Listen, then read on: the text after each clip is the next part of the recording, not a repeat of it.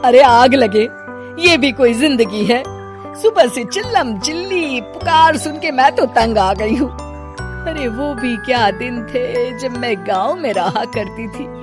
पहले बड़ी सुखी थी मैं। पहले मेरी जिंदगी क्या थी और अब क्या हो गई है। शहर में तो लोग भेड़ बकरी की तरह जीते हैं। जीने का असली मजा तो गांव में है। क्यों, क्या हुआ माँ जी? आज गांव की बहुत याद आ रही है आपको? अरे हाँ बहू, शहर का जीना भी कोई जीना है। लोगों की आधी जिंदगी तो सड़कों के ट्रैफिक में निकल जाती है और यहाँ रखा ही क्या है। एक बात कहूँ, दिल्ली शहर अब पहले जैसा नहीं रहा। क्या माँ, जब देखो गांव के गुणगान गाती रहती हो। ठीक है, इस बार ना बच्चों के कॉलेज की छुट्टियों में हम सब गांव चलेंगे, ठीक है? हाँ, ये ठीक है। फिर कुछ दिनों के बाद सारा परिवार अपने गांव चला जाता है।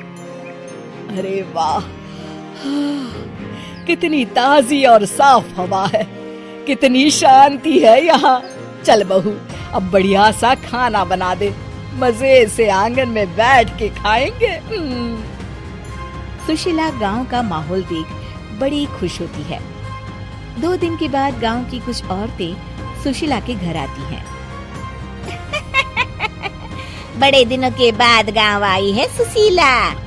हमें तो लगा कि तू शहर जाके गांव को भूल गई। और बतिया, तेरी बहू कैसी है?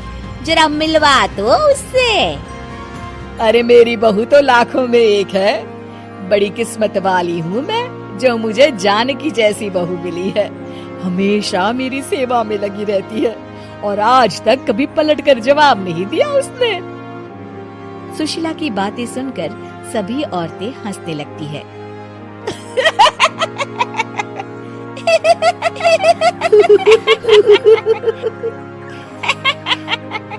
अरे कुछ भी बोले जा रही है। तबीयत तो ठीक है? तेरी बहू चांद से आई है क्या? क्यों बहनों, दुनिया की कोई भी बहू अच्छी होती है क्या?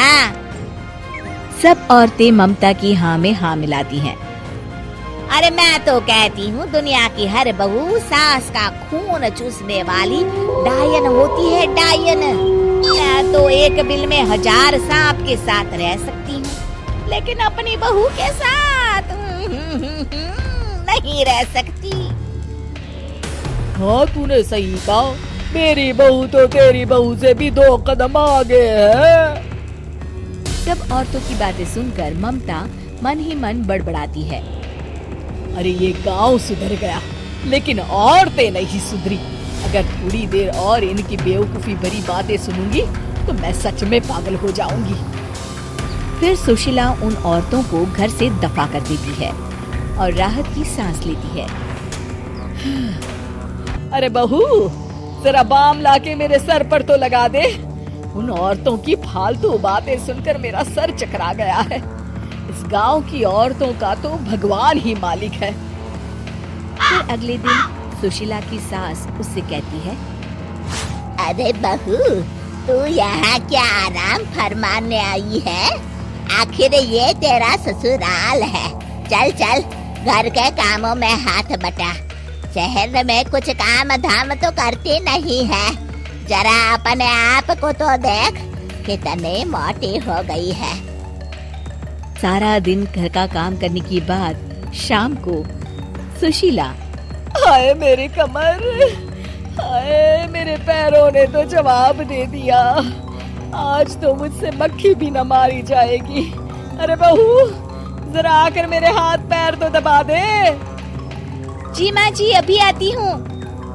तभी सुशीला की सास जानकी को रोकते हुए कहती है, अरे रुक जा बहू, एक दिन काम करके इसको इसकी नानी याद आ गई।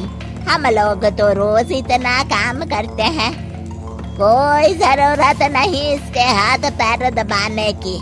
सुबह तक सब ठीक हो जाएगा।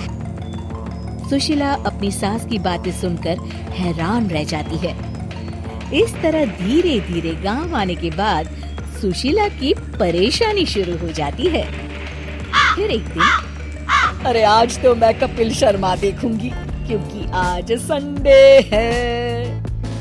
सुशीला जैसे ही टीवी ऑन करती है तभी बिजली कट जाती है। अरे सत्यानाश, इस बिजली को भी अभी जाना था। इतने दिनों से मैं टीवी सीरियल देख नहीं पाई। हमारा देश इतनी तरक्की कर रहा है, अरे पता नहीं ये गांव कब सुधरेगा।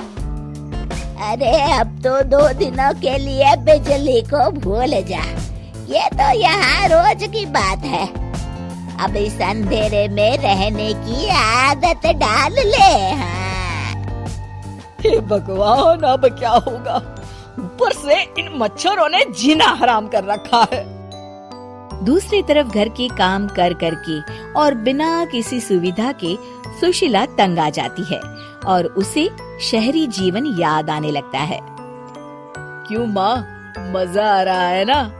अरे आपने ऐसी सूरत क्यों बना रखी है? मुस्कुराइए, अब हम गांव में हैं।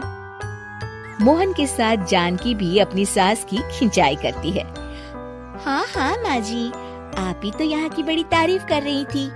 फिर अभी तो कुछ ही दिन बीते हैं, वैसे भी अब तो आप यहीं रहने वाली है ना? अरे नहीं नहीं बहू, मैं एक दिन और यहाँ रुकी तो मर जाऊंगी। मुझे शहर ले चलो। क्या दिन थे, कितनी सुखी थी मैं वहाँ।